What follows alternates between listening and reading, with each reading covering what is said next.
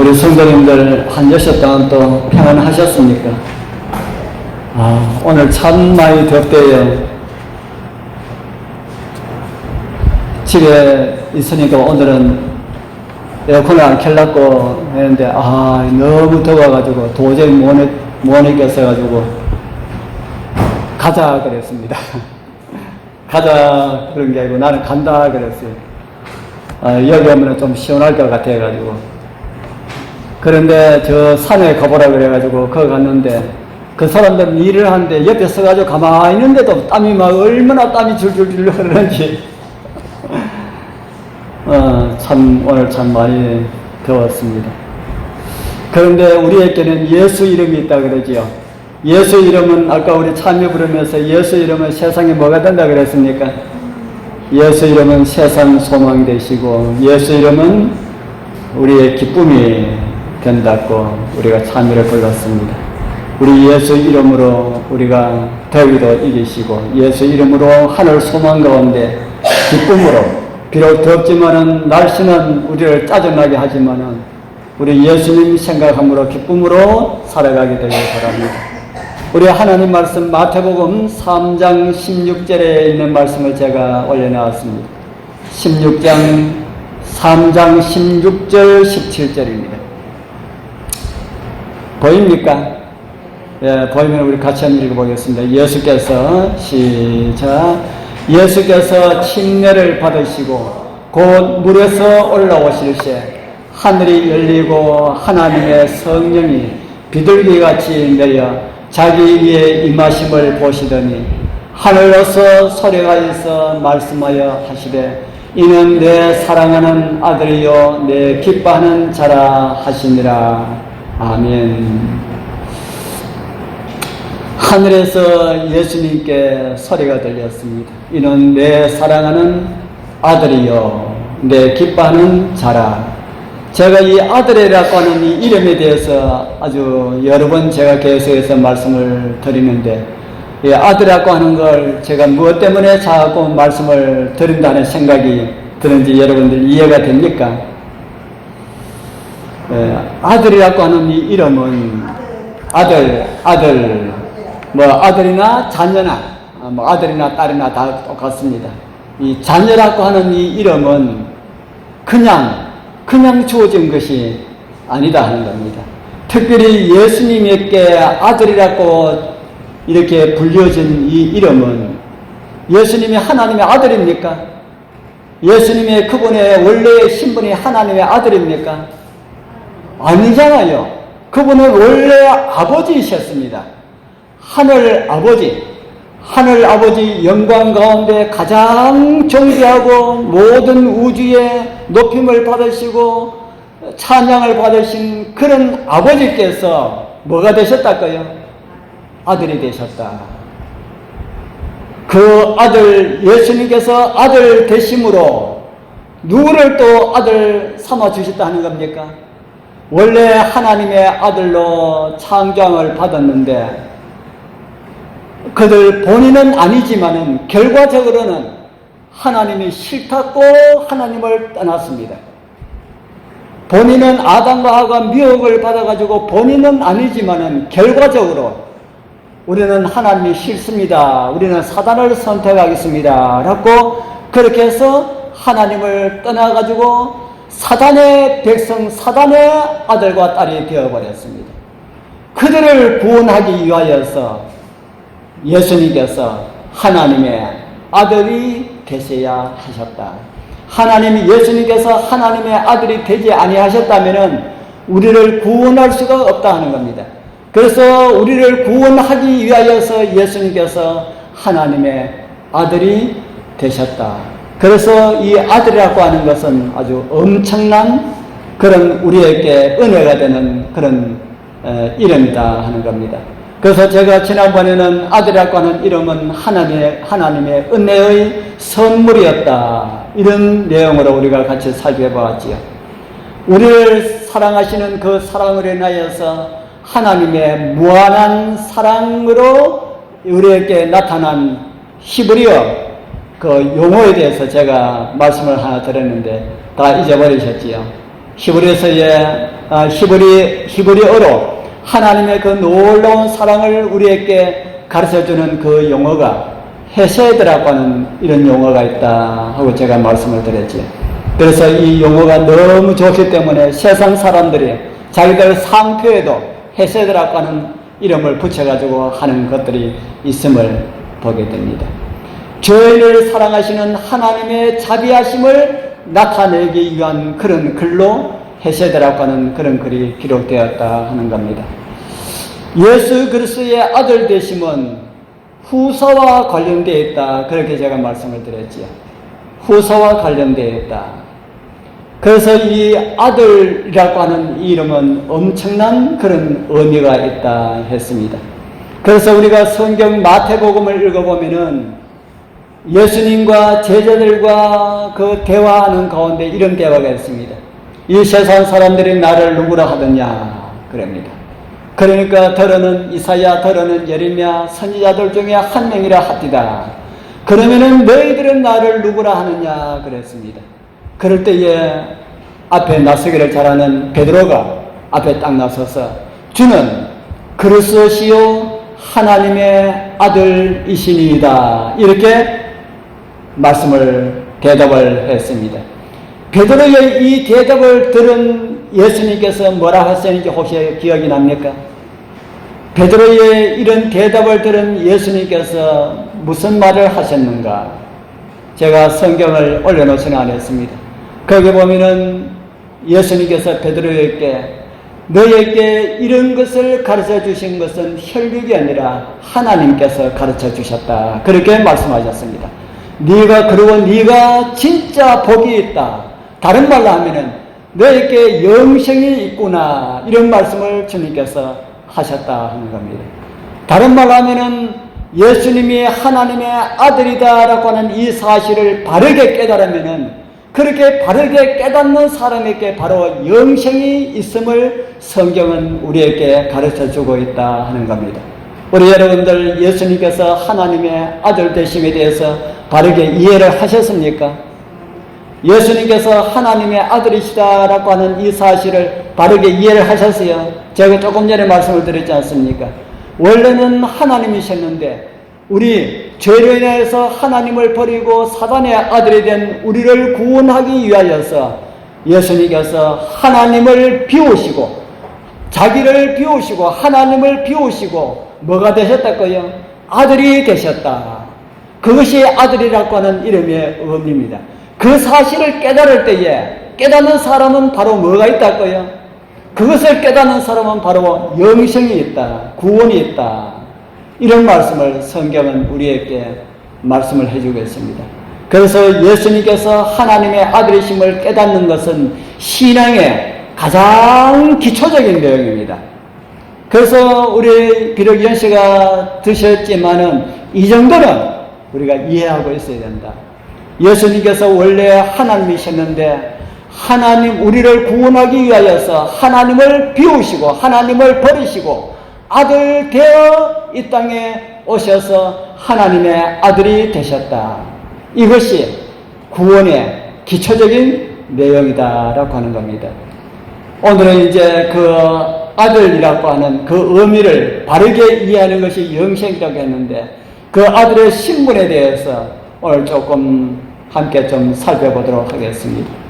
그러면은 우리가 예수님을 믿으면은 예수님께서도 하나님의 아들로 태어났는데 우리는 언제 하나님의 아들과 딸이 될 수가 있을까? 우리는 언제 하나님의 아들과 딸이 될 수가 있을까요? 알 수가 있을까요? 없을까요? 언제 우리는 하나님의 아들과 딸이 될 수가 있을까? 우리가 언제 하나님의 아들과 딸이 될 수가 있는지 알 수 있는 방법은 우리 먼저 하나님의 아들이 되신 분을 살펴보면은 알 수가 있다는 겁니다. 우리 먼저 누가 하나님의 아들이 되셨습니까? 예, 예수님께서 가장 먼저 하나님의 아들이 되셨습니다. 그래서 성경에 보면은 먼저 난 자로 성경은 예수님에 대해서 그렇게 말씀을 하고 있습니다. 예수님께서 아들 되심은 우리의 구원과 깊은 연관이 있는 사건이라고 제가 말씀을 드렸죠. 그리고 예수님의 아들과 관련된 그런 질문은 우리의 구원이 언제 이루어졌는가라고 하는 이런 질문하고 거의 비슷하다고 볼 수가 있습니다. 예수님께서 아들 되시는 것은 우리가 언제 구원받았습니까? 라고 하는 이것하고 답변이 비슷하다 하는 겁니다. 제가 무슨 말씀을 하고 있는지 이해가 되십니까? 이해가 안 되시면 바로 물어보셔도 됩니다. 예수님의 아들 되심은 우리의 구원을 전제로 해가지고 이루어진 그런 사건이다 하는 겁니다. 우리를 구원할 그런 거 없으면 예수님께서 아들 될 필요가 없습니다. 우리를 구원하기 위하여서 구원받아야 할 사람들이 구원을 좋아하든지 싫어하든지 우리를 구원하기 위하여서 예수님께서 아들 되셨다. 그래서 구원을 전제로 한 그런 사건이었다 하는 겁니다. 하나님의 속성 가운데 전지라고 하는 것이 있습니다. 전지가 무엇입니까? 전지, 전능 이렇게 말씀을 하고 있지 않습니까? 전능은 모든 것을 다 하실 수 있는 분을 이야기할 때에 전능이라고 이야기하고요. 전지는 모든 것을 다 아시는 분, 모든 것을 다 아시는 분이라는 말을 쓸 때에 전지라 씁니다. 전지. 그러면 우리 하나님께서 세상을 창조하실 때에 아담의 타락을 알았다 그랬습니까? 몰랐다 그랬습니까? 예수님께서 하나님께서 세상을 창조하실 때에 아담과 하와가 타락할 것을 아셨을까요? 모르셨을까요? 제가 이런 내용들을 저녁에 이 시간에 참 많이 말씀을 드렸습니다. 아셨다 그랬지요. 그러면은 다 아담과 하와가 타락할 것을 뻔히 아시고 사람을 창조하셨다. 뭐 잘못된 거 아닙니까? 타락될 걸 뻔히 아시면은 뭐 안 해야 됩니까? 아시면은 뭐 안 해야 됩니까? 아시면은 창조 안 하셔야지요. 그런데 그것을 아시면서 창조하셨다 이 말입니다. 그러면은 그 책임이 누구에게 있습니까? 아담과 하와가 타락될 것을 뻔히 아시면서 창조를 하셨다면은 그 책임이 누구에게 있습니까? 우리는 그 책임이 하나님께 있다는 말을 감히 우리는 못하지요. 그런데 우리는 보면은 하나님께 있는 것처럼 그렇게 보입니다.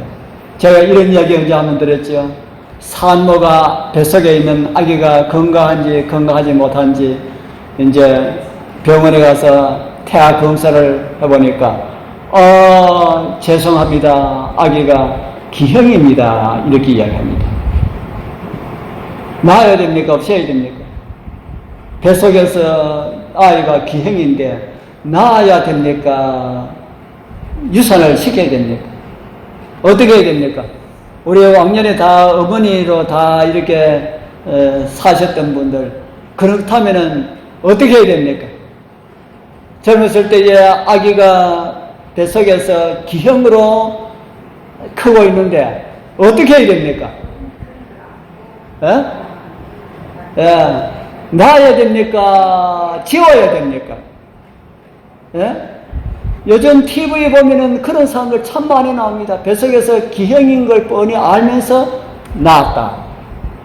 그러면은 넣으면은 누가 애를 먹습니까?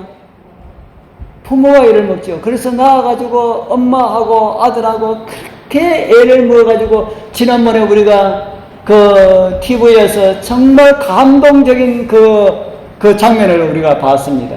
그 노래 부르는 거 두 모자가 그 무슨 노래입니까?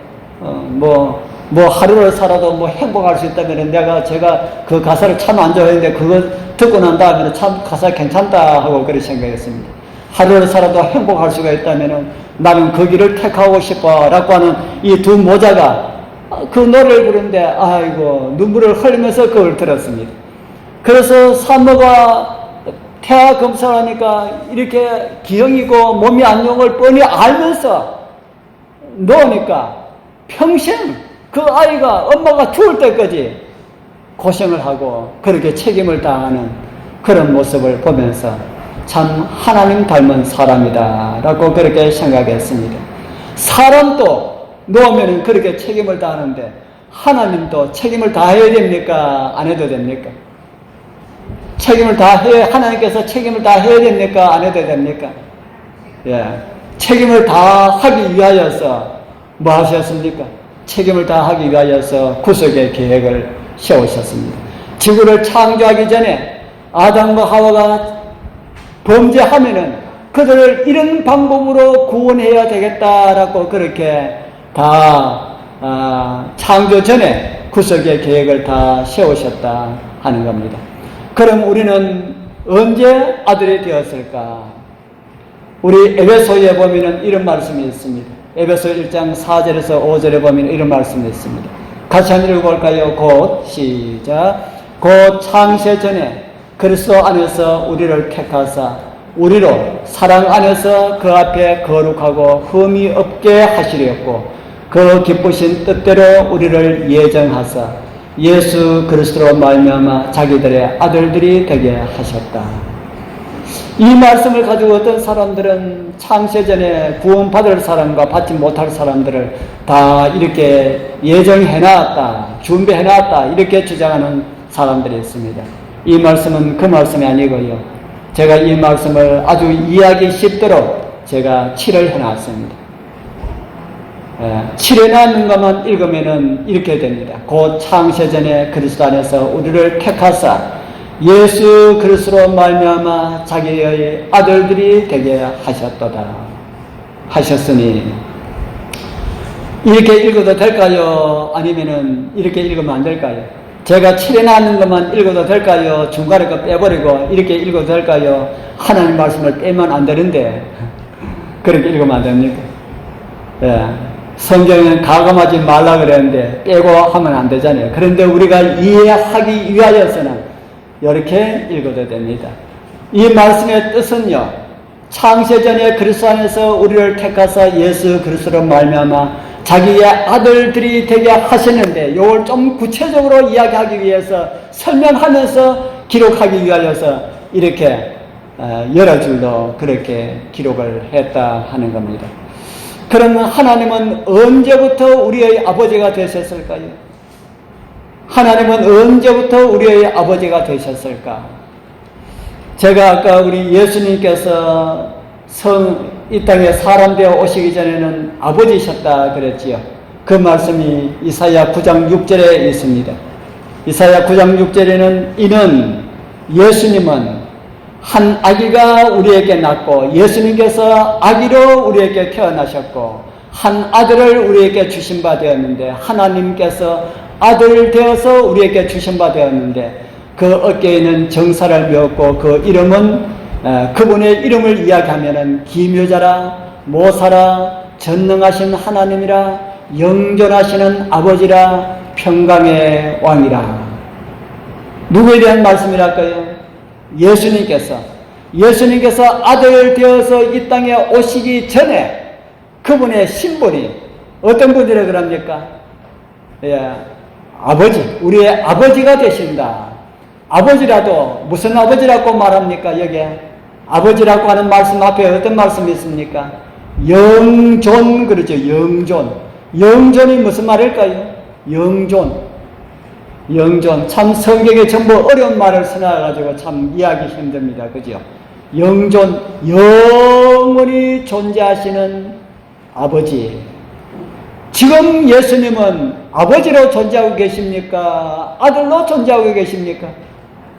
예? 그러면은 그분은 아들이면은 영원히 존재한다고 하는 이 말씀은 뭡니까?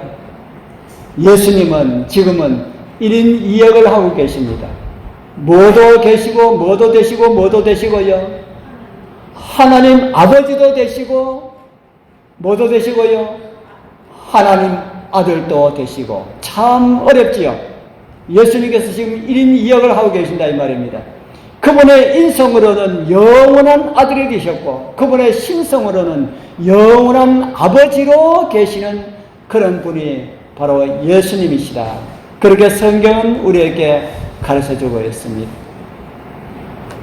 우리는 이미 영원 전부터 하나님의 계획 가운데 하나님의 자녀들이 되는 그런 계획을 가지고 있었다라고 하는 것을 성경을 통해서 우리는 보게 되었습니다. 하나님의 백성들이 죄로 인하여서 죽어 없어졌으니까 다시 태어나야 한다. 이런 사실을 제가 거듭남과 관련된 많은 말씀들을 드렸지요. 이 거듭남이 어떤 것이라 그랬습니까? 거듭남, 다른 말 하면은 다시 태어나는 것. 어떤 것이라 했습니까? 거듭나는 것은 뭐와 무엇으로 거듭난다 그랬습니까? 물과 성령으로. 물은 뭐라 그랬습니까? 물은 물과 성령으로 거듭나야 되는데 물은 무엇이고 성령은 무엇일까? 물과 성령으로 거듭나야 하는데 물로 거듭나는 것은 무엇이고 성령으로 거듭나는 것은 무엇일까? 물은 무엇이라 그랬습니까? 제가 성경을 찾아가지고 다 이렇게 말씀을 드렸는데 또 찾을 수는 없고 베드로전서 4장에 보면은 물은 예수 그리스도로 말미암아 구원하는 편이 곧 침례라 그렇게 말씀하고 있습니다. 물로 태어나는 것은 뭐랄까요? 침례. 여러분들 다 침례 받으셨습니까? 침례 받으신 분들은 다 물로 태어났다. 그러면 성령으로 태어나는 것은 무엇일까? 성령으로 태어나는 것은 무엇일까요? 성령으로 태어나는 것은 이렇게 말씀을 듣지 않습니까? 또 집에서 성경을 읽으면서 그렇구나. 우리가 회개해야 되겠구나. 하나님의 말씀이 이렇구나 라고 하는 이런 감동을 받으면서 정말 감동을 받으면서 내가 죄인이구나. 나는 정말 죽을 수밖에 없는데 예수님께서 나를 구원하기 위하여서 대신 죽으셨구나. 그래서 내가 예수님을 믿으면은 구원받을 수 있구나 라고 하는 것을 깨달을 때에 바로 그 순간 성령으로 태어나는 단계다라는 겁니다. 우리 여러분들 그런 순간들 다 있었습니까? 예수님께서 나를 위하여서 죽으셨는데 나는 죽을 수밖에 없는 죄인이지만은 예수님의 은혜로 나는 다시 살게 되었구나 라고 하는 것을 그런 것을 깨달으셨어요. 우리 장교사님과 우리 재현이 할머니도 다 이거 깨달아야 됩니다. 그냥 우리가 뭐 다른 거 뭐 많이 안 해도 괜찮아요. 예수님께서 나를 위하여서 죽으심으로 내가 구원받게 되었다라고 하는 거, 요거는 뭐 해야 된다고요? 요거는 알고 있어야 된다. 그래야만이 뭐로 난다는 겁니까? 물과 성령으로 나야 된다. 침례만 받아가 안 된다는 겁니다. 그래서 제가 지난번에 말씀을 드렸지요. 어떤 분은 성령으로 먼저 태어나서 나중에 침례 받으신 분이 있고 물로 태어나신 분이 있고 어떤 분은 물로 먼저 태어나고 나중에 성령으로 태어나신 분이 있다. 이것이 깨달음이 늦게 오시는 분은 물 침례가 물로 태어나는 것이 먼저고 깨달음이 물 침례 앞에 있으신 분은 성령으로 태어나는 것이 먼저다 하는 겁니다. 그러면은 우리가 우리 죄를 회개하고 예수님을 받아들이면은 그것이 바로 구원이다. 그러면은 회개가 무엇인지도 제가 말씀을 드렸지요. 회개가 무엇이다라고 제가 말씀을 드렸는데 혹시 기억나시는 분? 회개가 뭐가 회개가 그러겠습니까? 제가 뭐가 바뀌는 것이 회개다 그랬는데 뭐가 바뀌는 거예요? 생각이 바뀌는 거예요. 아이고 기억하시네. 생각이 바뀌는 것이 이 세상 따라 사는 사람이 예수님에 대해서 생각이 그렇게 돌아섰다. 우리가 정말 우리가 죄를 회개하고 용서를 받고 이렇게 하면은 우리의 사상이 생각이 바뀌게 된다 하고 그렇게 성경은 우리에게 가르쳐주고 있습니다. 성경은 또 침례에 대하여서 이런 기록을 우리에게 보여주고 있습니다. 너희가 다 믿음으로 말미암아 그리스도 예수 안에서 하나님의 아들이 되었으니 누구든지 그리스도와 합하여 침례를 받은 자는 그리스도로 뭐했다고 합니까? 그리스도로 옷 입었느니라. 이 말씀은 무슨 말씀을 하면은 우리가 예수님을 믿는 믿음으로 제가 지금까지 말씀드린 것처럼 예수님을 믿는 믿음으로 하나님의 아들이 된 사람은 예수님과 합하여 침례를 받은 사람들은 무슨 옷을 입었다고 합니까? 그리스도로 옷 입었느니라. 예수님의 옷을 입었다 하지 않냐고 그리스도로 옷을 입었느니라. 다른 말로 하면은 우리의 몸에 거치는 것이 뭘 거쳤다는 말입니까? 예수님을 거쳤다라는 말입니다. 그러니까 하나님께서 우리가 예수님을 거쳤으니까 하나님께서 우리를 보실 때는 누구로 본다는 겁니까? 하나님께서 우리를 보실 때는 누구를 봐요? 예수님으로 봅니다. 하나님께서 이수기 지선을 보실 때는 이수기의 모습으로 보지 아니하고 누구로 본다고요? 예수님으로 본다는 겁니다. 그러니까 의인입니까? 죄인입니까? 의인이지요. 자, 우리의 모습으로 보지 아니하고 우리가 어떤 죄를 범했을지라도 우리의 모습으로 보지 아니하고 우리가 예수님과 합하여 침례받은 사람은 우리의 모습을 보지 아니하고 예수님으로 옷을 입고 있으니까 우리의 모습을 예수님으로 하나님께서 보신다. 우리가 법정에 설 때도 하늘 법정에 설 때도 그렇게 보신다 하는 겁니다. 감사한 일입니까? 얼마나 황송하고 감사한 일인지 모르지요. 그런데 성경에 우리의 죄의 모습에 참 많은 말씀들을 하고 있습니다.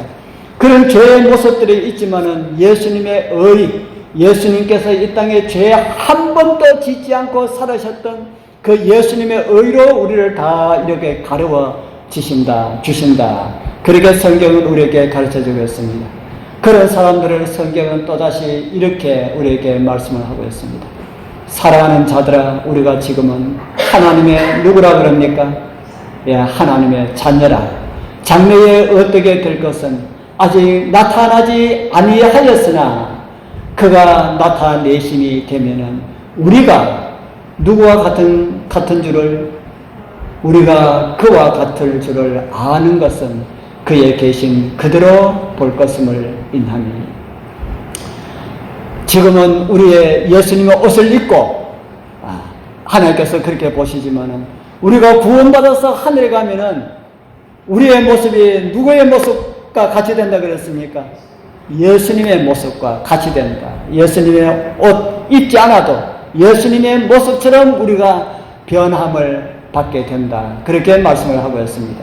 제가 지난번에 하나님의 자녀에 대해서 두 가지 용어를 제가 말씀을 드렸죠. 헬라어 두 가지 용어 가운데 하나는 혈연적인 관계, 하나는 법적인 관계를 제가 말씀을 드렸습니다. 테크논, 히오스, 잊어버렸어도 괜찮습니다. 요한은 테크논에 대해서 말씀을 많이 했고 사도 바울은 히오스에 대해서 많은 말씀을 하셨다. 요한은 혈연적인 관계에 대해서 많이 말씀을 했고 사도 바울은 법적인 관계에 대해서 많은 말씀을 했다. 그러면은 오늘 이곳에 요한일서 3장 2절에 사랑하는 자들아 우리가 지금 하나님의 자녀라라고 하는 이것은 혈연적인 관계를 이야기하는 것일까요? 법적인 관계를 이야기하는 것일까요? 혈연적인 관계를 이야기하지요. 우리는 하나님의 자녀로서 혈연적인 이런 관계가 되었다. 그렇기 때문에 우리는 하나님의 자녀이기 때문에 누구 닮을 수밖에 없다 하는 겁니까? 우리는 하나님 닮을 수밖에 없다. 그러니까 예수님과 똑같다. 우리가 구원받아가지고 하늘에 가면은 예수님과 같은 그런 모습으로 변화함을 입을 것이다.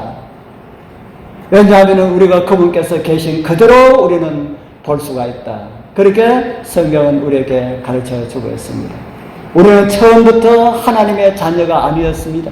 제일 처음에는 하나님의 자녀였지요. 하나님의 창조물이었는데 우리의 모습이 죄로 인하여서 다 망가져 버려서 하나님의 자녀에서 사단의 자녀로 혈연적으로 법적으로 다 가버렸습니다.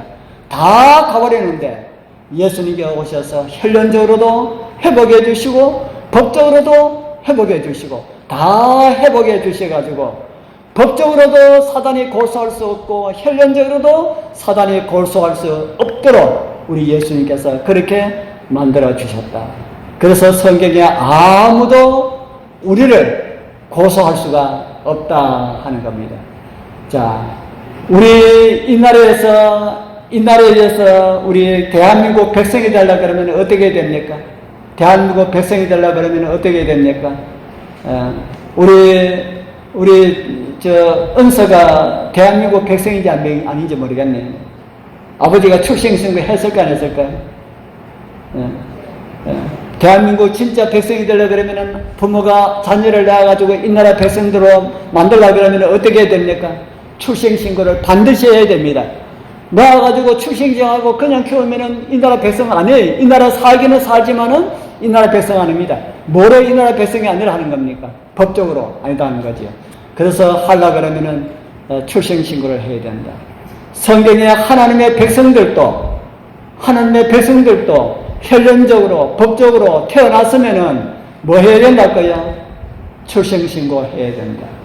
예수님께서 태어나셨을 때에 하나님의 아들로 태어났습니까? 아니면은 그냥 태어났습니까? 하나님의 아들로 태어났잖아요. 그런데 예수님께서 하나님의 아들로 태어났지만은 혈연적으로는 하나님의 아들이지만은 법적으로 하나님의 아들이 아니었습니다. 법적으로 하나님의 아들 되려고 그러면은 뭐 해야 된다 그랬습니까? 아니, 우리가 이 땅에서 법적으로 이 나라의 백성이 되려고 하면 뭐 해야 된다 그랬습니까? 출생신고. 제가 출생신고에 대해 가지고 제가 다음에 언제 또 한번 제가 말씀을 드릴 겁니다. 예수님께서 혈연적으로 이 땅에 하나님의 자녀로 태어났지만, 아들로 태어났지만은 출생신고를 해야 된다. 그 출생신고가 예수께서 침례를 받으시고 곧 물에서 올라오실 때 그것이 출생신고다. 물에서 올라오실 때 출생신고를 다 마치니까 하늘이 열리면서 하늘에서 무슨 소리가 들렸습니까? 출생신고 다 했기 때문에 이는 내 사랑하는 아들이요 내 기뻐하는 자락과는 이런 음성이 하늘에서 들렸다 하는 겁니다. 그래서 침례는 하늘나라의 호적을 등록하는 출생신고와 같은 것이다. 그렇게 성경은 우리에게 가르쳐주고 있습니다. 그래서 사도들은 또 이렇게 외치고 있습니다. 믿고 뭐 받은 사람은요? 믿고 침례를 받는 사람은 구원을 얻을 것이요 믿지 않는 사람은 정죄를 받으리라. 침례받지 아니하면 하늘나라의 출생신고에 오를 수가 없다 하는 겁니다. 그렇기 때문에 침례가 중요합니까? 침례가 진짜 중요합니다. 우리 정말 하나님의 아들과 딸로서 이제는 법적으로도 하늘나라에 출생신고 되어 있으니까 법적으로도 하나님의 아들과 딸이고 혈연적으로도 우리가 성령으로 거듭났으니까 하나님의 아들과 딸들이고 그래서 우리의 모습은 지금 예수님으로 옷 입고 이렇게 살고 있지만은 우리의 진짜 속의 모습은 보잘것없는 모습이지만은 뭐답게 살아가도록 우리가 계속해서 노력을 해야 될까요? 누구답게 살아가야 되겠습니까? 하나님의 아들과 딸답게 살아가야 됩니다. 하나님의 아들과 딸답게 살아가자. 하늘 우주의 왕이신 분의 자녀라면은 우리 아버지가 하늘나라의 온 우주의 왕이시라면은 우리는 뭡니까? 우리 아버지가 우주의 왕이시라면은 우리는 뭐가 됩니까? 다 우주의 왕자요 공주들입니다. 왕자요 공주이기 때문에 왕자답게 공주답게 그렇게 살자 하는 겁니다. 왕자가 뭐 조금 안 된다고 해가지고 기죽고 그러면 안 된다 하는 겁니다. 하늘나라 공주가 이 땅에 하는 일이 뭐 좀 잘 안 되고 한다고 해가지고 소상해 할 필요가 없다 하는 겁니다. 온 하늘이 누구 것이라고요? 온 하늘이 우리가 다 후사라면 우리의 것이다. 정말 감당할 수 없는 이런 큰 은혜를 우리에게 주시는데 이 은혜 우리가 잊지 말고 하나님의 자녀답게 하나님의 자녀들로 하나님께서 자녀들에게 주시는 그런 혜택을 누리면서 살아가시는 그런 은혜가 우리 모두와 함께하길 축복합니다.